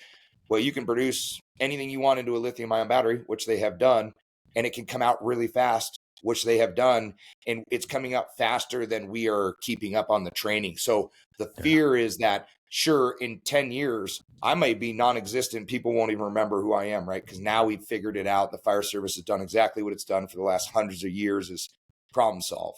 But in the meantime, where people are going to get the most hurt is from now to the next 10 years because of how fast it's coming out. And so it is something that people should be really aware of. And I know this podcast isn't necessarily here to design to teach you a class, but when you look at the passion that I have behind it and why I think I have a bigger purpose in life and why I'm blessed to be in these positions is not to pat myself on the back. It's not about me, Paul Shoemaker. I would have named the company Paul Shoemaker. I would have named it, next level extrication, next level training worker. I don't care if people know my name, who I am. But what I do care is that they have the correct information out there to protect them, protect their crew as the officer, the captain, the chief, whatever it is, and make sure nobody gets hurt. That's all I care about. I mean, that's the bottom line. Yeah, and I hope people, just by listening to our conversation, they can hear that and see that in your delivery of, like, it's not about the money, it's not about your name being etched into the walls or in the textbooks. It's just about keeping firefighters safe and aware, keep them on alert. Totally. And I appreciate that. Write a book. I mean, somebody asked me, why don't you write a book? Because I'm not into writing a book.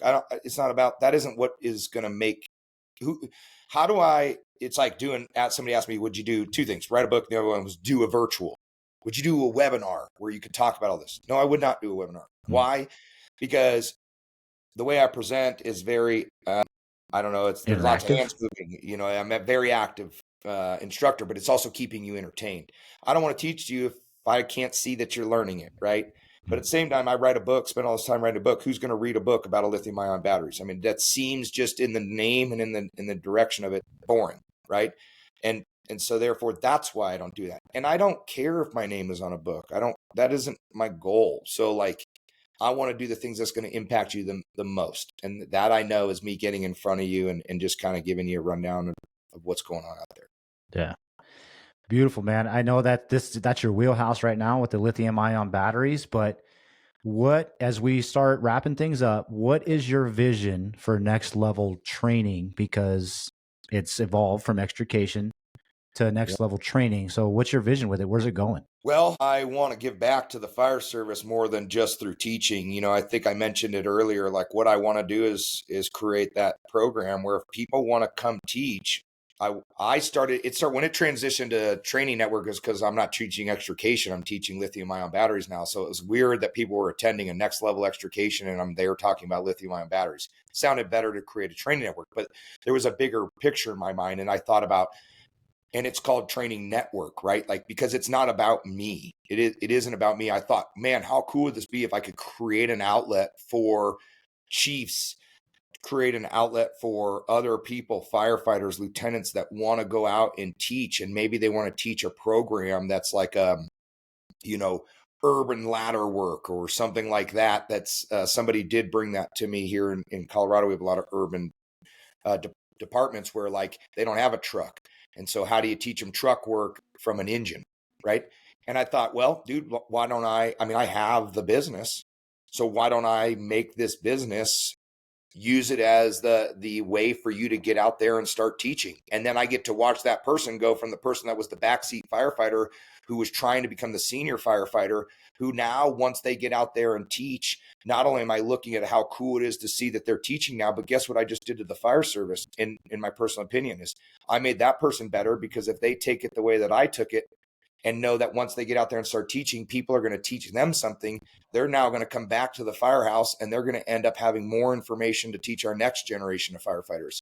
And so the training network was really designed to be able to bounce back and forth between developing the fire service and creating the fire service to be a better place from not only him or her educating the firefighters in the class, but those firefighters in the class teaching that firefighter that is now the instructor valuable information. They then bring it back to their firehouse. And dude, it's just like a full circle, right? And that is really where I see it going. How fast it gets there, I don't know, but that is my end goal. Again, not about me. I don't want to go teach a ladder class or any of that stuff. I want other people to go do that and see the joy of people getting out there and high-fiving each other after they just got to take a class from this instructor. Like, that's it, right? Yeah. No, that's great. I love that mission. You're like one of the only people I've ever heard say that. And I'm sure there's other training organizations, cadres out there that feel the same way about passing that torch on, just providing them a platform for them to teach and grow. And you're changing careers from instructors to students and all the way up and down that chain. And it's really cool to hear you say that that's all you really want to do is just sit back and watch this blossom. Yeah. Yeah. I mean, I have what I want to do in my career, right? And I'll just stay on the same path. And maybe the new future, if something changes and we go from lithium-ion batteries to, which we are transitioning a little bit to a newer technology, then hydrogen and all this stuff. And I'll just cruise with that. Yeah. I'm happy with it. I'm having fun doing it. Yeah. But it would just be so cool for other people to get to kind of do. And there's so many people, and I'm sure you know them, just like you offered up. Dude, if you ever need anything, let me know. I mean, you got yourself going, right? You're doing great things now. But there's people out there that are looking for that, right? Like, hey man, I'd like to get out and teach. And I will tell you that I have a firefighter from Denver that teaches with me and does some extrication training. I have a battalion chief that works for us that comes in and teaches extrication. But guess what? I love it.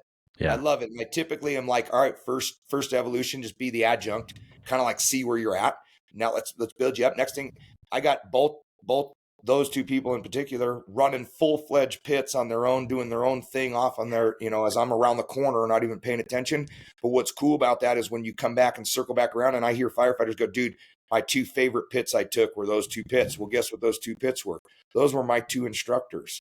So compliment to me. Yeah. But it's like being an officer, right? I go fight a great fire. Okay. I didn't do that. That great fire wasn't me. Sure.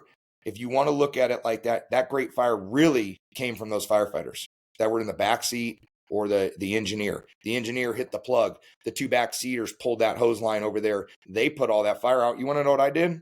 Like looked around like, what do I do with my hands? Like sure, some of those fires you are involved, but my direction at that point is to facilitate, right? And who's successful in those evolutions or those amazing extrications, they go great. If you're an officer in the front seat of that rig, who's popping that door, who's forcing it off of the hinges, who's jacking that dash.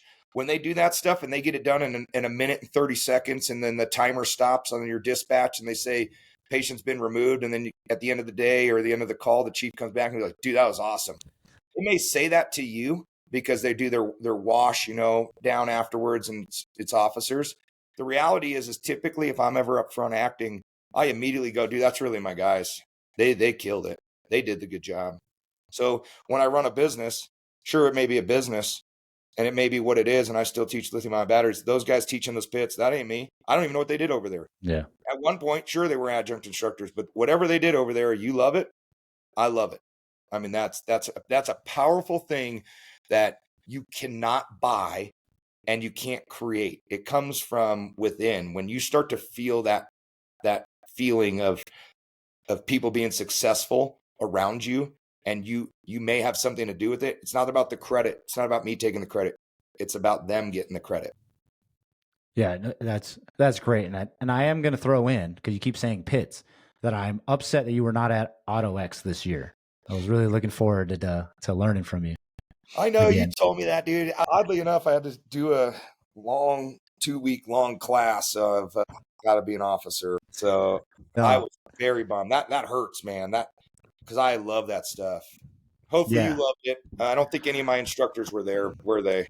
Yeah, I'm not sure. Yeah. I'm not sure who was yours and whose wasn't. But I will say, I went to AutoX this year, and no joke, last set we had a rollover car on its driver's side, and I kind of ran the scene of stabilizing the vehicle with Rescue 42s and stabilizing it with step chocks and talking to the rookie about if we had to peel the roof down and where we would cut, and all from AutoX. So I told him, I'm like, hey, this is where I learned this, so you should go next year. And it's just, that's what I love about all the stuff that you're teaching and you're taking charge of. Like, it's impacting. I know you weren't there this time around, but that was kind of your baby for a long time. And even if you weren't there, I'm sure a lot of the things that you have influenced ran how, or dictated how that was run this year.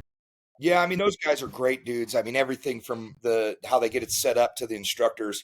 Handful of those guys I grew up underneath, to be honest with you. I was at one point the adjunct instructor at Arvada AutoX, and then I became the lead presenter a handful of years ago, about 4 or 5 years ago. But yeah, like those guys have been successful, and those guys are all great. They all get good, they're all, a lot of them are on trucks, and they're doing a lot of extrication. And so, that's kind of like one of those things where, you know, what Arvada AutoX in particular does is it takes evolutions that they've all been on, where they've said, holy cow, how do I get through this? They figured it out on scene. They knew it was challenging. So now what they did is created a pit, a real life pit, something that they had to face and show other people like, hey, this is what we had. And now they can tell them about the difficulties that they struggled with when they tried to get through those pits. And it's more based on reality, right? And so, dude, I love that place. And I'm sorry I couldn't get it that year, but it's cool to hear that. Yeah, you're still hitting it home, because that's what fire service is all about. We learn a little something, take it back on the line, and I'm a little worried about how long it's going to still be in existence, because they're talking about how they used to get cars for free and now they're charging them $500 a car, and that's pretty tough when you're cutting dozens of cars.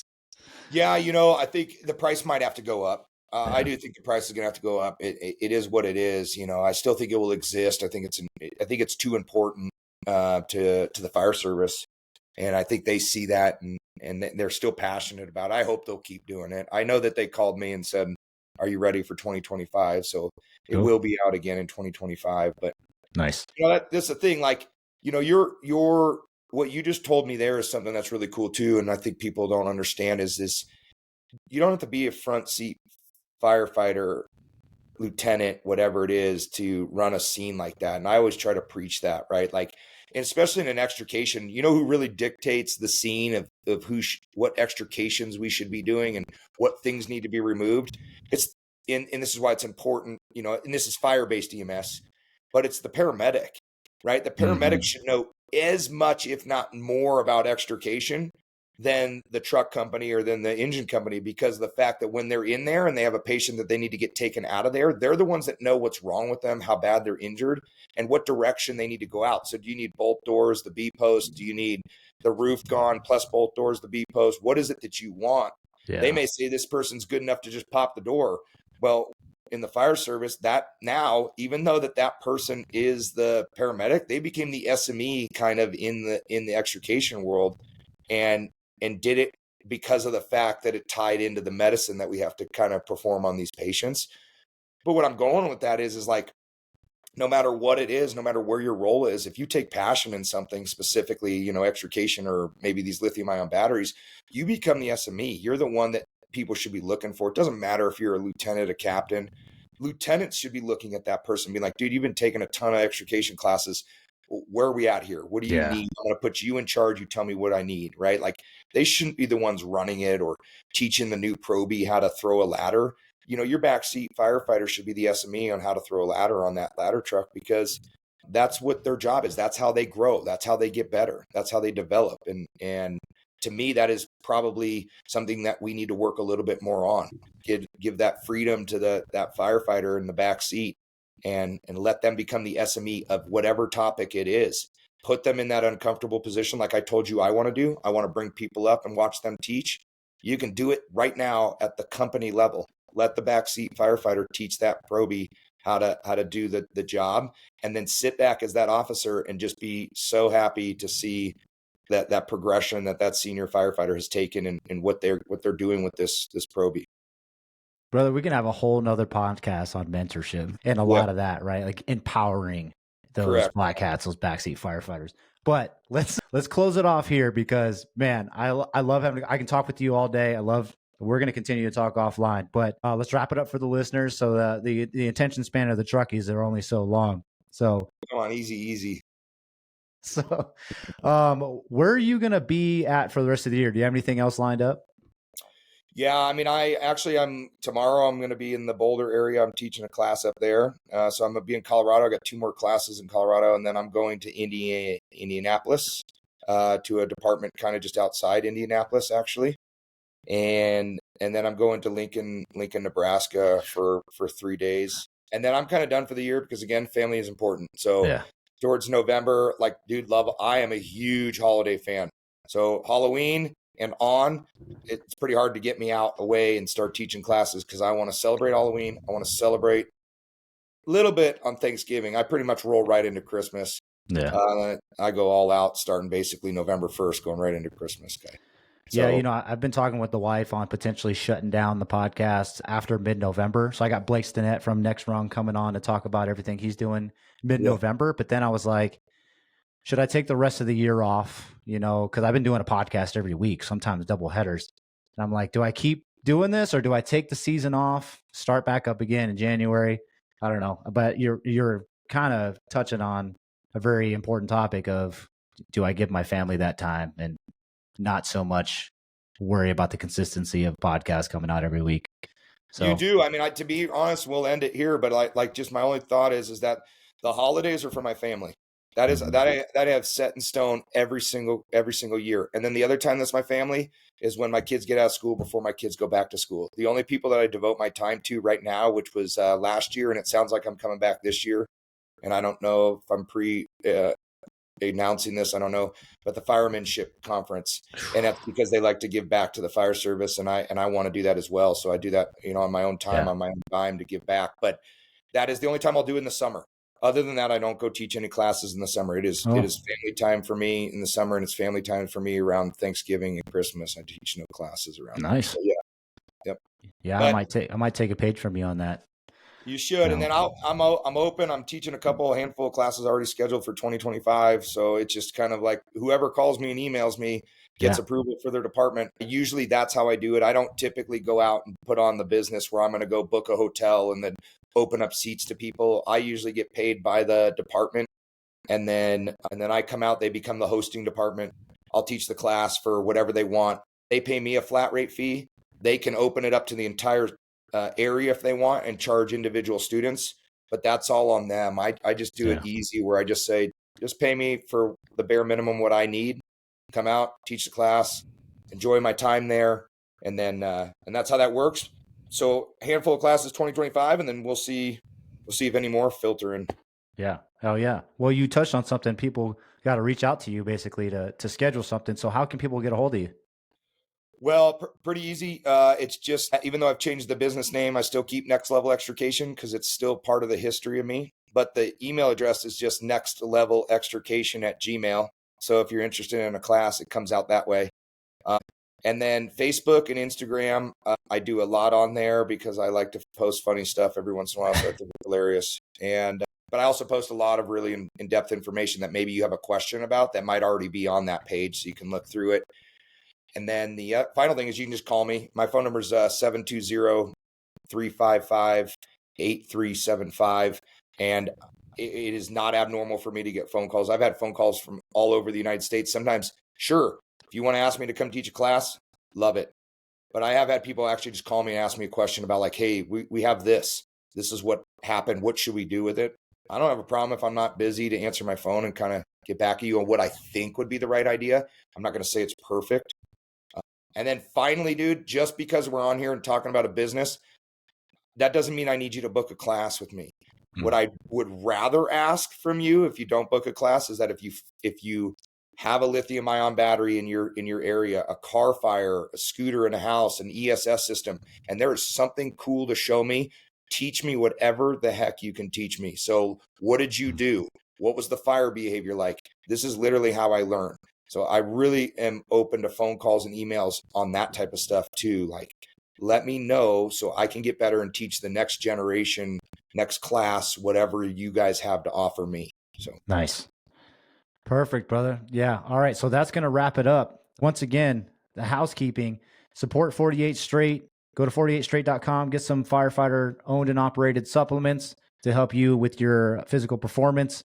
And remember RR10 for that discount code. If you found value in this show, if you want to support Paul and Next Level Training Network, whatever and everything that they're doing, please share this podcast with like-minded individuals. If you want to dive deep with lithium-ion batteries, Paul's already said, reach out to him. Just expect a full-on conversation when you give him a call because he likes to talk. But yeah, and if you haven't already, subscribed to the show.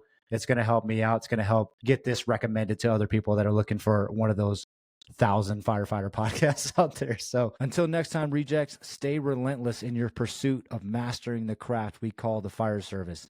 Continue to reject mediocrity at every phase of your life. And above all, honor over everything. We'll see you next week.